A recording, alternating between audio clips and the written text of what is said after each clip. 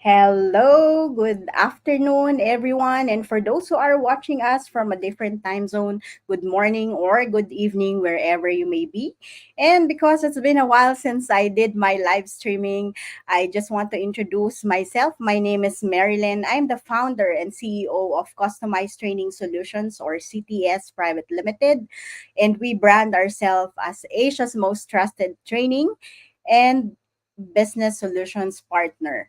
We create programs that adds value and impact for leaders to stay relevant, adapt to the next normal, and ensure performance of a hybrid team. And our mission is to be able to create or inspire more sustainable transformation by empowering leaders through customized learning solutions that drives outcomes and impact. We have served over 4,500 leaders from over 30 countries in different industries, including Petronas, Sony, Ayala Corporation, Meralco, Aboitiz Power, Manila Hotel, and Brunei Shell, to name a few. And today it's going to be exciting because I invited several amazing ladies to actually share their thoughts and because I missed one panel discussion last month, which is supposed to be around women on STEM, um, which has the theme of combine women in science leadership, which is a new era for sustainability. So this is different from what we have been hearing around Eras Tour. Okay, Taylor Swift is not here today, so next time, hopefully. So and at the same time, this is all around. The theme is actually all around improving from health to combining climate change, or combating climate change. I mean. And of course, this month we're celebrating. Last Friday, we celebrated the International Women's Day, which has the theme "Invest in Women to Accelerate Progress." Right. So this is really around achieving gender equality and women's well-being in all aspects of life, to create prosperous economies and a healthy planet. So without so much further ado, I'd like to bring all the ladies here. Okay, hello, hello. So, thank you so much, first of all, for taking time to have this panel discussion with me today. And I'll introduce them according to their last names, whoever comes first. So, that's Dr. Aisha Avicenna Anwar. So, she's a graduate of Management of Law, trainer in community therapy spa ecosystem with honorary doctorate in the field of alternative medicine and education empowerment of holistic therapists and self-care healing. That's conferred by UIP in the USA. So hi, Dr. Aisha. You say hi to, to our audience today. Hi, everybody. Nice to meet you and look forward to our discussion. Thank you. And we also have Dr. Rebecca Kosandi. She encapsulates the essence of a woman in STEM in 2024: dedication to science, multifaceted leadership, and a genuine commitment to diversity, equity, and inclusions. Her embodiment of these values marks her as the forward thinking leader who sponsors and empowers women in STEM, helps them progress in their careers, and encourages them to voice their ambition boldly. Hi, Dr. Rebecca. Good morning, good afternoon. Hi, everybody. Thank you for having me, Marilyn. Excuse me, my voice. It's been a rough winter over here in Switzerland for me. And as a mother with two young kids, I won't lie, I had a really rough time. But we'll talk about that later on. Yes. Thank you. Thank you. Despite that your voice is cracking right now, I'm glad that you actually made it today. And we have Joy Leng. Joy Leng is a magnetic force in positive psychology, organizational leadership, celebrated for her playful leadership, coaching designed for women. With an unwavering passion for integrated therapeutic and holistic method, Joy empowers women leaders to embrace their strengths and compassion fully. She is the co-founder of She Network and the author behind From Zero to Shakti. Joy champions fierce self-love for women through her capturing sassy joy brand. Say hi to our audience, Miss Joy.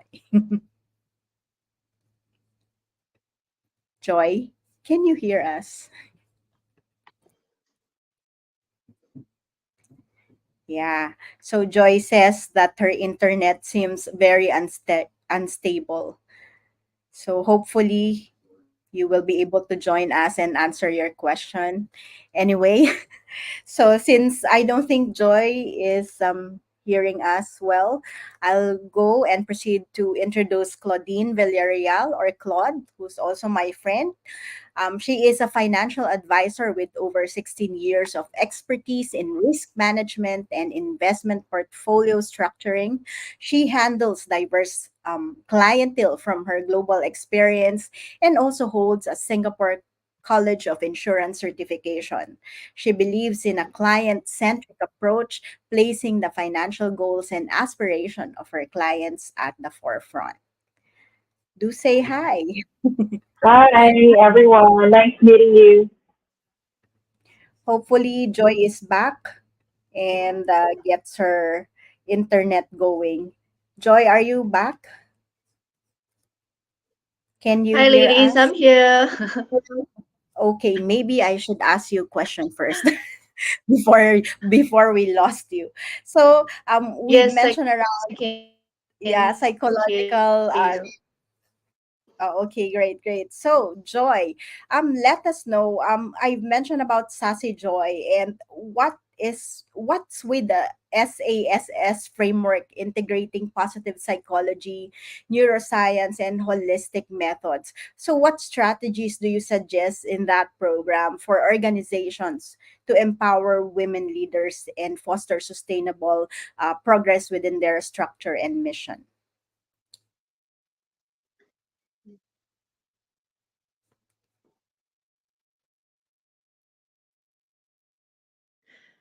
Thank you, Marilyn, for the question. Mm-hmm. The SAS framework is a framework that I use. So the SAS basically stands for self-awareness, amplify, spark joy, and sustainable leadership. So, as women, have you ever been given suggestions by others where they think that because they know you, so they think that that is a good idea for you, but you intuitively already know that that is not the right solution for you. So that is the power of self awareness, right?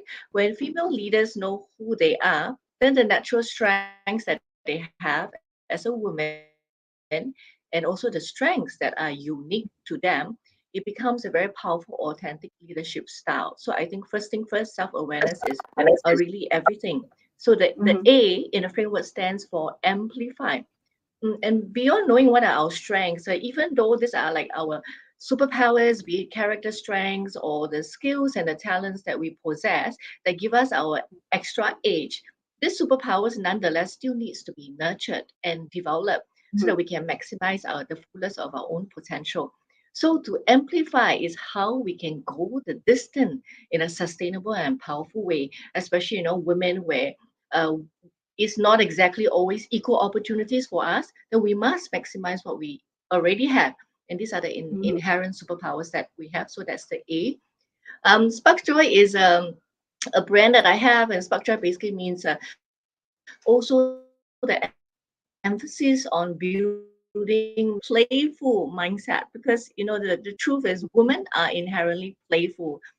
But well, often, would you agree, society demands that we must be very serious because we are a mother and, we have our in-laws and we have our husbands, so we must be very serious. However, what if we are to tap on the inherent playfulness that women have to create that curiosity to look for, new solutions, new ideas, to allow ourselves to play, to to experiment, and to innovate within safe boundaries. What difference Mhm. would that make to advance our science and our technology? The S mindset, which the last S stands for sustainable leadership and well-being. The last S comes naturally for the female leader and the industry that she's in.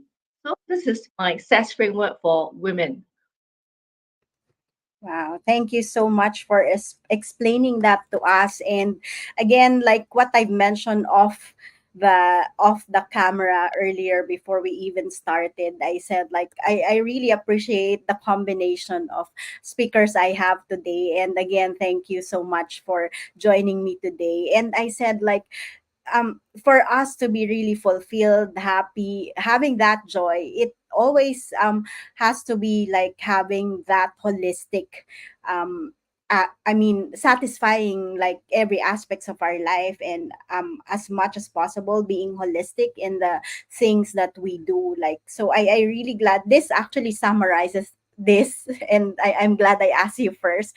So, and again, everything starts with self-awareness, right? And being able to amplify that creates that sustainability that goes to leadership and well-being for every one of us, right? So it's really about working on satisfying all those aspects of life. And so speaking of holistic, I've known Aisha for quite a while now. We've been in the same mastermind as well, and I actually would like to address my next questions because to her, because she's into holistic healing, and that's part of also the creating sustainability as well as progress in the lives of not only women but everyone in the world, right? So my question to you, Aisha, is how do you see holistic healing practices intersect with sustainability efforts, particularly in the context of addressing global health and well-being challenge? I mean, that's one of the challenge that most of us face or has been highlighted during the pandemic. I mean, it's been always important. Health is always been important, but I guess during the pandemic, highlighting the importance of health and well-being has been amplified, right? So you Okay, are on mute. Okay, yes, go ahead. thank you for that questions. But I'm going to discuss it on the I'll break it up bit by bit so that you can understand part by part. Because to define holistic is actually Mhm, quite a wholesome aspect. If you want to look into mental, emotional, social, physical, and spiritual as well. So, mhm, looking in holistic and especially my journey, how I ended up being in the healing industry and also to support women on their inner health first. Because a lot of people look into physical, and then when you have a physical pain, like symptom like cold and cough, people will look into the cold and cough on the physical symptom, but they may not look into their internal inner well-being, what causes the mhm, cough. So the holistic aspect of my work and the way I wish to that would contribute to people to understand to could look into their inner emotions as well. mhm, And I knew Marilyn for been quite a while, and where the tools that I use is actually understanding your inner core into looking into the analysis of using numerology in the calculation of our birthday number as well, and that will actually also help us to understand an element that what every human is made up of. Let's say we have an element of earth, fire, water, metal, and wood. So those are something that many may not think that there's a correlation or interaction, and why holistic has got to do with all this. But actually, it's really a combination of. I believe that mhm, usually people say it takes a village to raise a child. I believe myself it takes a village to raise a holistic health and well-being. So it really takes everyone, every woman, every human specialty to actually help one another to raise their health and well-being because sometimes one pit stop does not solve the problem. You need to go to another pit stop until you get the whole solution. And it's like the jigsaw puzzle as well for your health. You need to really clear every aspect on every department so that you're able to raise yourself above your health, your ultimate health that you want to function yourself. Yeah. Exactly. Thank you so much for sharing with us what holistic means. I'm really glad that you've actually further defined it for us. It's really again being able to address every aspects of our life, from our mind, body, soul. And it's interesting you've added as well the social part of it. And humans are social animals, right? We always love to be able to actually communicate, connect with other people or with other um, humans as well, right? So that's part of being human, to be able to connect all those aspects in life, right? So but I would see you that I mean I would see you for the contribution in this conversation a lot, so much more around spiritual, to be exact. Because that's interesting. That's something that not a lot of people do. um it's really and we all know that when we don't satisfy our spiritual life or our souls, we actually miss out a lot as well on things, right? So thank you for sharing what you do, and for redefining for us, or highlighting to us what holistic is available, is what holistic means. Okay. So thank you. And so we go to Dr. Rebecca. um, my question to you then is, I'm actually combining this. You do a lot in the space of scientific, STEM, yes. And so, what strategies can women leaders employ to contribute to a more inclusive and supportive environment for women in STEM? And how can organizations actively support women in leading the roles in this field? Yes, thank you. First of all, it's such a pleasure being in this panel. Usually, I see a lot of panels which I call menels because they are all men. This time, it's so many diverse and colorful ladies in this panel. So, thank you again for having me. Going back to women in STEM and women in terms of diversity, equity and inclusion, I think it's extremely important, especially for women leaders, to look around their teams and see, is their team diverse enough? Is Mhm. there a young talent that needs support? And when I mean by support, it's actually sponsoring these women, actually speaking and advocating for these women in tables that maybe they don't have exposure to. So I think it's up to all of us, not only the ladies in this panel, but also our audience to look around and find young women in STEM or not, doesn't matter. This can apply to any industry really, and just see if there is need for more diversity and make a commitment to that diversity and follow through. Something else that it's very hands-on, I would say. We all talked about holistic lives. Mhm. Marilyn and I, we know that I call it, for example, efficiency. We have different hats and so on. I think something that leaders out there, women leaders, men leaders, doesn't matter. What we can do is actually be considerate of what I call the parent penalty. Don't schedule those 8 o'clock meetings or those 6 o'clock in the evening or later. That is especially troublesome for women usually, but for parents of young children.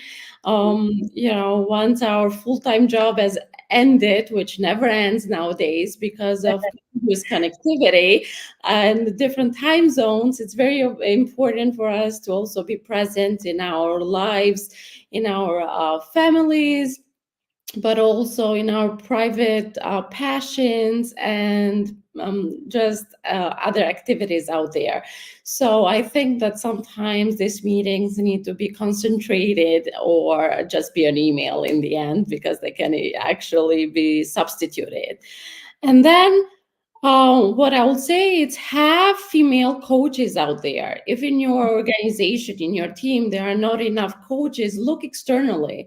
If there are not enough mentors, look externally. I think we can all look, as this panel is showing here, that we can all learn from each other. So it's important to have a support group.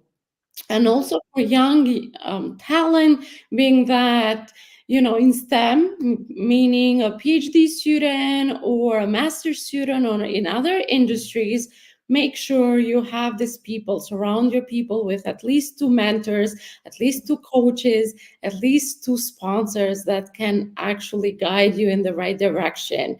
If you're not there yet and you want to get to the next level, to the next position, to the next industry, just surround yourself with the right people. And then going to the what can organizations actually do or companies actually do to support women in STEM, which is my area of expertise, let's say, but again, this can apply to so many other industries, is just have better maternity leave programs. But not only that, let's say you have a great maternity leave, but childhood, it's not a few months, as we all know, this it goes much further than that, and just support parents.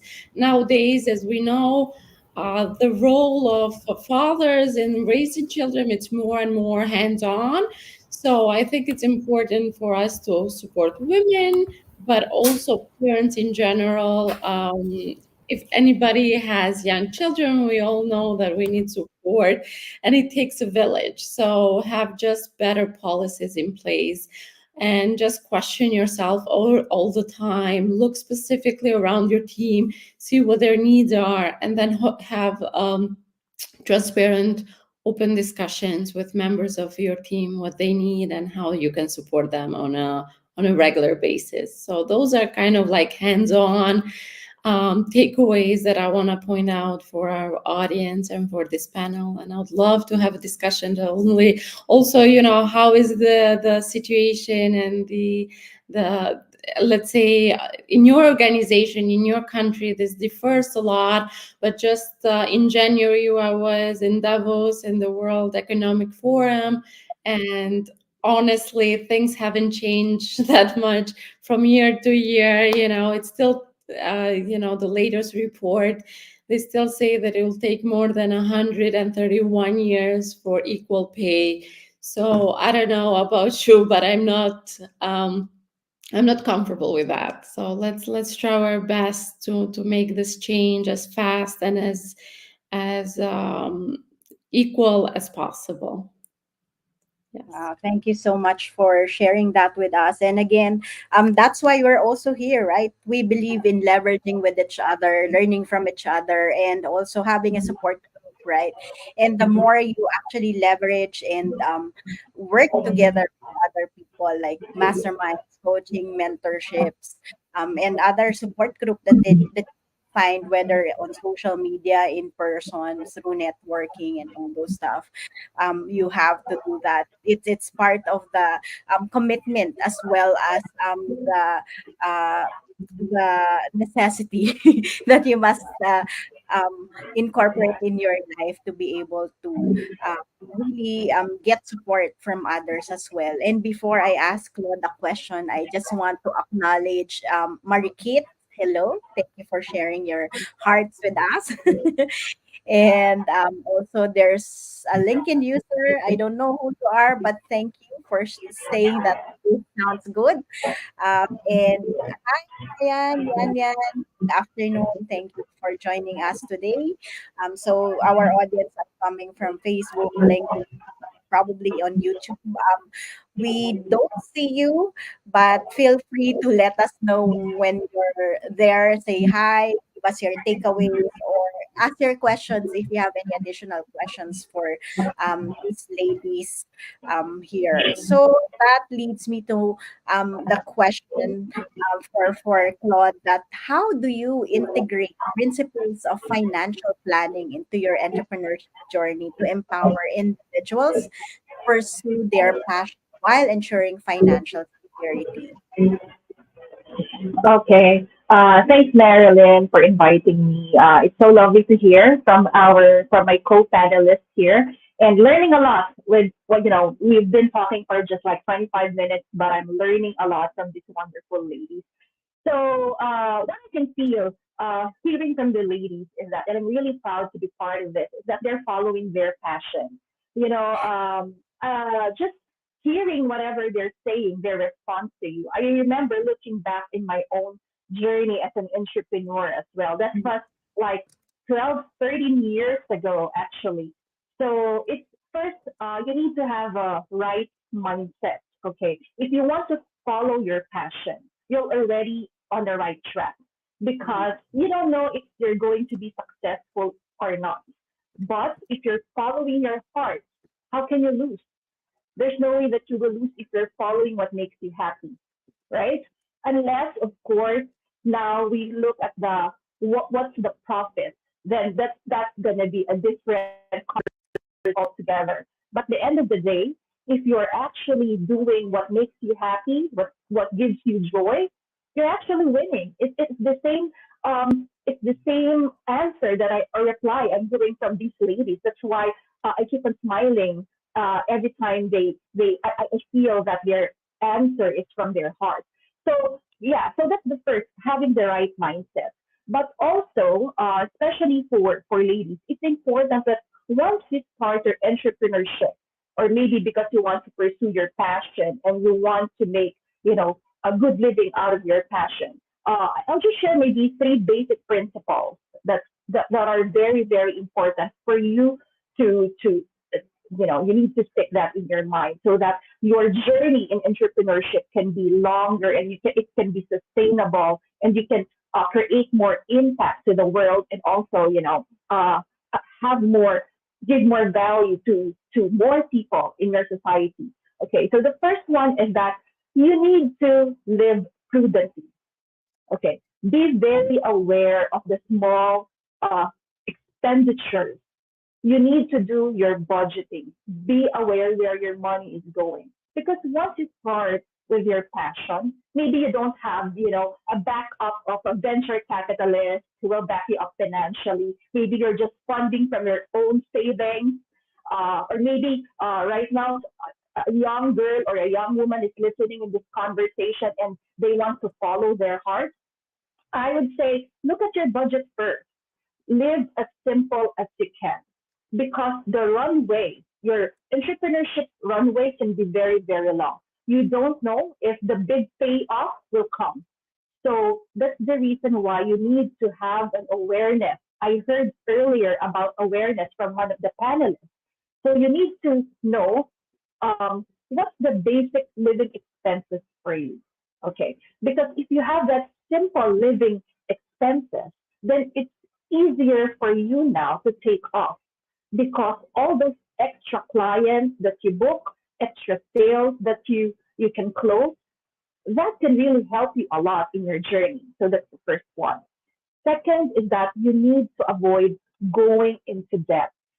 Okay, so it's quite controversial because some people they want to be funded. They will ask friends. Usually, we will ask for friends, family to help us finance our entrepreneurship journey. But I suggest that avoid going into debt because you don't want those extra baggages if you're starting. If you think about it, it's very hard to really out earn your debt. It's very hard. And please do not go into borrowing from your credit card because credit card interest rate is really, really high. And it's very hard for you because if that one is guaranteed that every, like here in our country, it's 3% per month, it's 36 percent annually compounded against you. So imagine if you're just starting from your passion, you don't have historical records yet, like how your business will perform. So you don't want that. You don't want that to mess up with your mental fortitude every month that you still need to fight, the interest rate that's coming from your credit cards. Okay. So that's all the second one. And then I would suggest that you also need to go to like one important thing I heard from one of the panelists is look for a mentor. Look for a mentor because in a business, there's a lot of challenges that you will face. So if you have a mentor, like what happened to me, it took 1 year for me to really find a mentor. And when I found a mentor in the space where I am in, that's the only time that my business really took off. Yes, I know it's so good to start with passion, even though there's a meager pay coming in, but it's quite painful every month, and I'm so fortunate that eventually, because of persistence, I found the right person that will mentor me.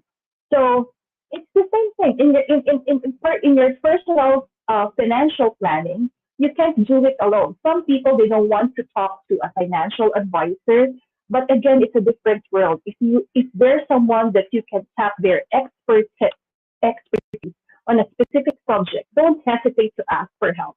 And again, uh, just word of advice because of the proliferation of different social media experts out there, especially in YouTube, all of this.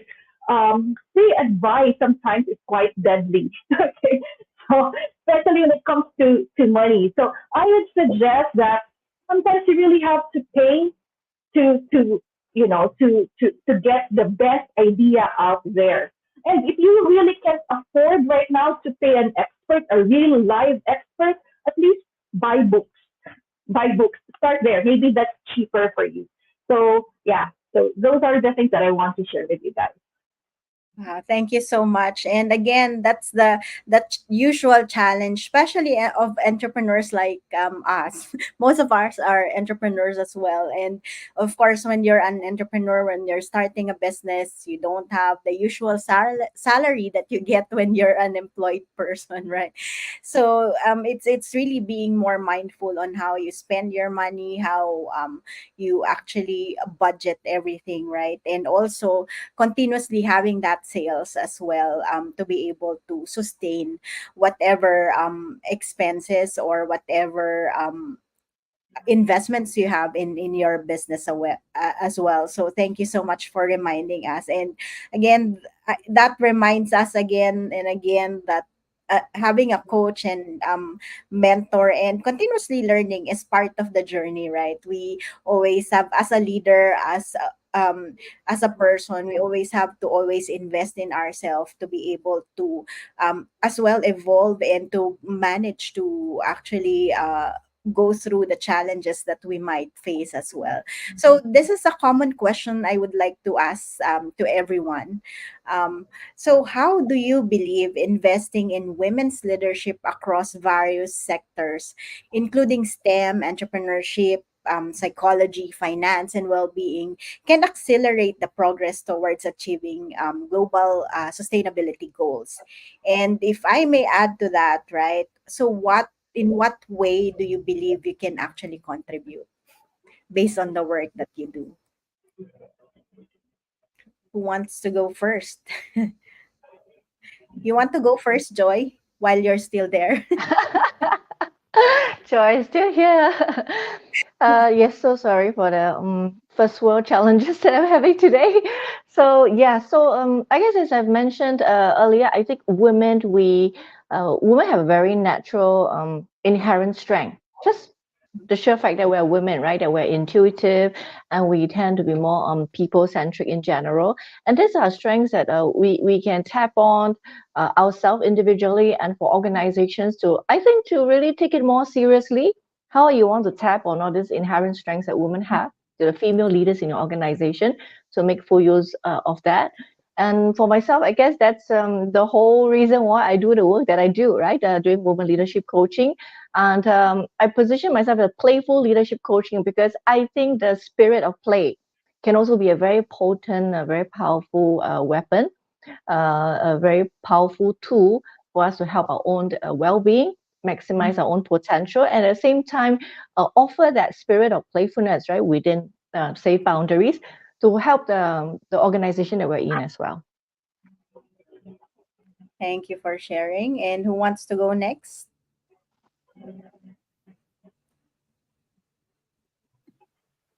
I can go next. Yeah. So I always say that there is one major difference between women and men, and that's confidence and visibility.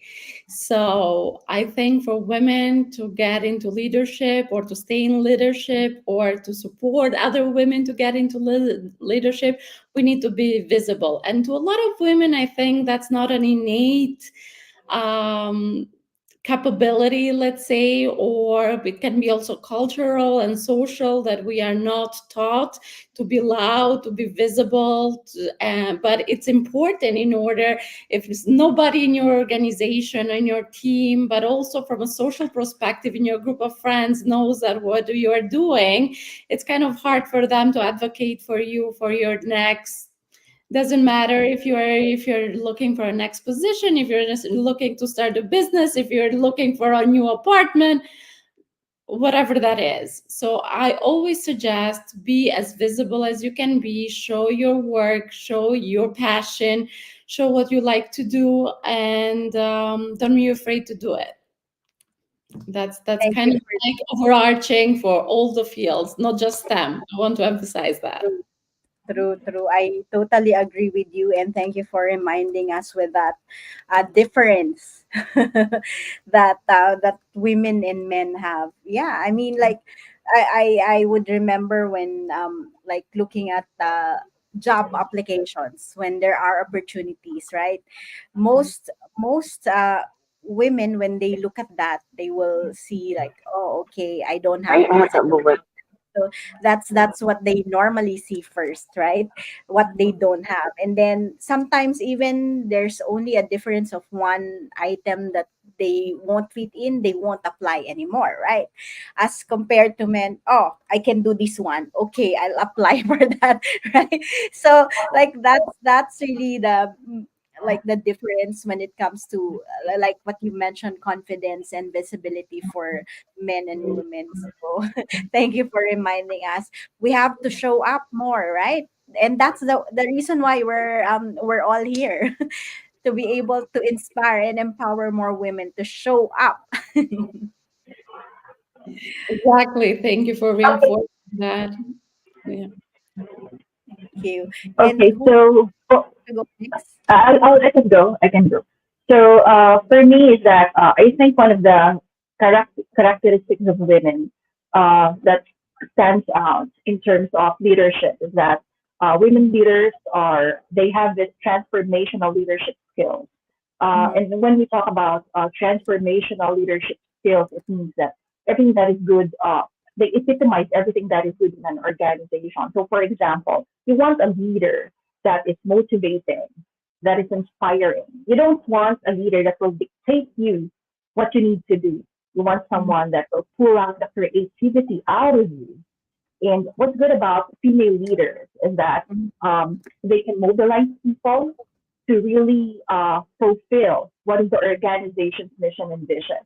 So prior to this conversation, I can only tell you what happened to my story is that before I started my organization in financial advisory, I created my own mission vision statement because when I started again in financial advisory, I asked myself what makes me happy, and that is actually advising people. It's just that I'm an economist, so I like advising people, and then I grow my knowledge in terms of investment because of my past experience. But when I started my mission vision in my organization, I really asked myself, what is it that I want to leave? If let's say, for example, I die, what is it that I want to leave as my legacy? And that's really helping one person, to make sure that he or she can get out of poverty, or even not just poverty, or just to improve her financial standing position. So I think that's very innate for women to always start everything from their heart. So I think that's what we offer uniquely to the world. Thank you. Thank you. I really agree with you on that. And again, that's what makes the leadership, or we don't even have to call it as women, right? But also, men can actually leverage or learn from that, having that feminine energy, as we call, right? Of being able to take care and love the team that you have, right? Because as a leader, you have to know how to take care, and show to your people that you love them, and only then that naturally the people that you work with will also um like do whatever they can, or will be more committed and be able to work more than what they're supposed to do when they see that their leader cares for them. So, and thank you for reminding us. And again, like as a woman, we have to show up more, and we have to actually like use our heart more. It's our strength. Don't worry. Don't don't hesitate to make use of your passion, of your heart, when it comes to leading people. So thank you for that reminder, Claude and Aisha. Yes. Okay. Thank you, amazing ladies. Your share was very inspiring today. Kinds of perks me up. Cool. So my content on holistic, especially for me, I really work on raising women vibrations from the inside and really understanding their core, which is the fire in them. Because a lot of us women, we really do have three elements in us. We do a lot of self-sacrificing a lot of times, and then we care a lot for our loved ones and our work and society as well. Our roles of really looking into getting our mind, emotion, and our spirit still intact after juggling with so many affairs day in, day out for in our lives. And the work that I do, really, I look into the healing aspect, especially on resetting ourselves. We women really need to look into resetting ourselves because after a hard day work, like say we have a big major project and it's done, we will get really burned out for that matter. And Mhm. if we don't look into recharging ourselves, reboosting ourselves, resetting everything, we will not be able to give back, like handling, going back to our family, taking care of our children, giving them our best self as how we've given it to our work and career. We really do need to give our best self back to our children without scolding them or getting irritated by their little demands that we have to give them because they really do need our attention as well. So understanding how women feel for me, my aspect and contribution to women and the society is really on cleansing them on emotional, mental, spiritual, which is not many will be able to look into because a lot of people look into physical and that's how they actually manage to get their well-being intact or their physical health intact. But really looking into carrying back where we want, if we can erase 30 years of our past mistakes, we would be a happier person, a happier woman to go through and walk through our life. Because at the end of the day, our milestone is really till end of life, and we'll see our kids from baby to adults, from adults, and we're gonna be women, child, grandmother. So that whole milestone that we go through, I think we really have to look into our inner and recharge ourselves back in track. That's something which to me is sustainable and that really needs everyone care, loving, dynamic and mental strength, emotional strength, heart centered, all should be holistic in that aspect. Yeah, thank you for reminding us to that need to be holistic, to recharge again. And I that reminds me of a conversation I had with Philippine HR, our group, when they asked me that question, whether as a leader do we have the right to take a rest, right?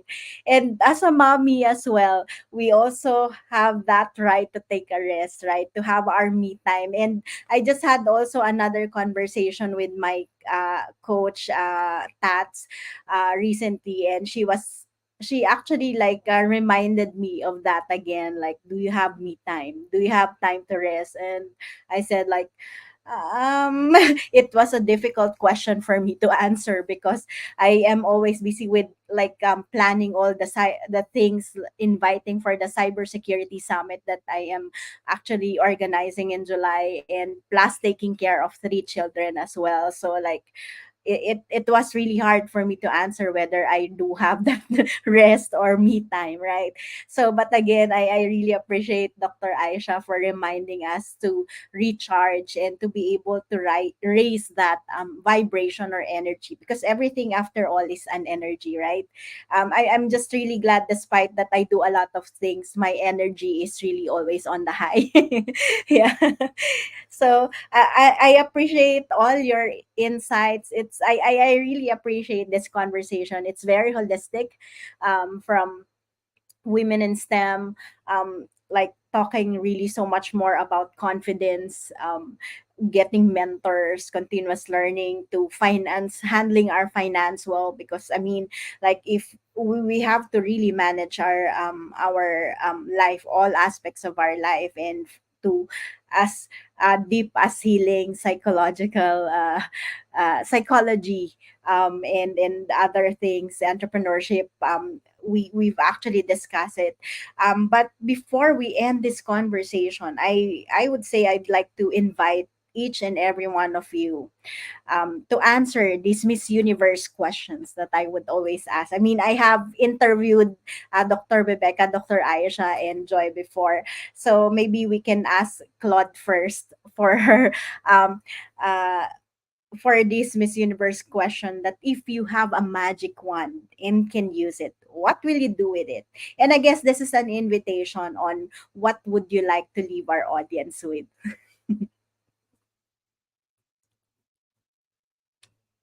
You're on mute, Claude.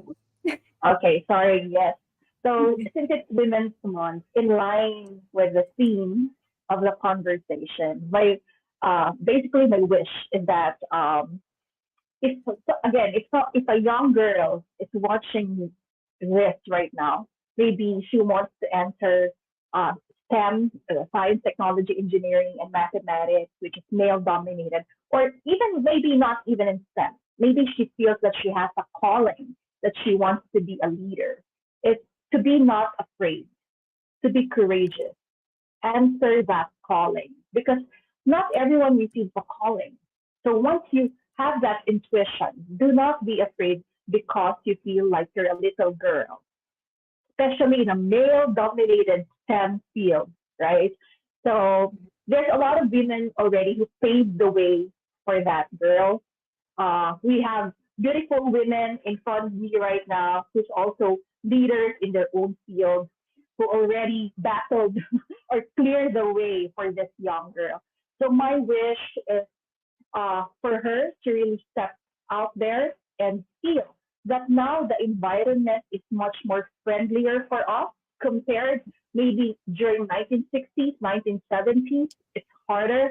But now, although of course issues are still there, like uh, gender pay gap is still there, but change will happen. It's a gradual change. It's not going to be immediate. As long as there's venues like this, platforms like this, where people talk about the issues, I know that eventually we will reach our desired world. Now, it might take time, but as long as we don't stop. So that's basically my wish for that young girl. Thank you. I really love that wish. And that's also the reason why we're all here. Who wants to go next?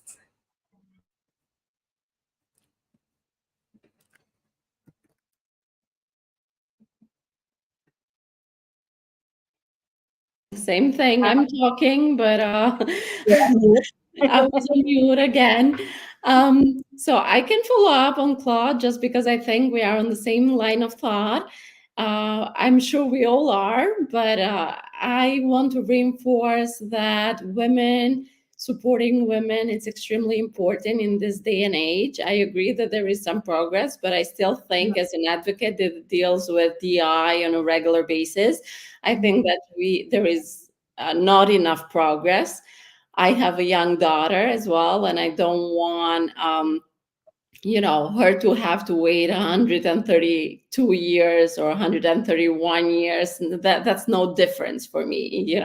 Every year there is a little bit progress, but that's not real progress in my opinion. So it all starts with us. I think women should be also more open to supporting other women. If you are already in a leadership position, please look around. I already mentioned it. Younger talent, sometimes they have some sort of reservation to reach out. So maybe it's up to us to make the first step and reach out to younger, the younger version of us in the end, right? Younger girls with big dreams, let's say, and women supporting women. I think this is the only thing that I want to see more, and in all fields. So I'll leave with that. Thank you. We all wish for that. And who's next? Joy, you want to go ahead? Sure. Um, Before I share mine, I just wanted to input about what Dr. Rebecca has said about women supporting women. I think we're always saying that, oh, there's not enough opportunities, we're not given resources, the world is not supporting us. But this is something I'm really passionate about. I think now, women must support women first before you ask the world to support us. If we are clawing each other's eyes out, I don't think we are setting a very good message. So I think first thing first is not about the world supporting us. First thing first is really about women supporting women. We have to be she for she.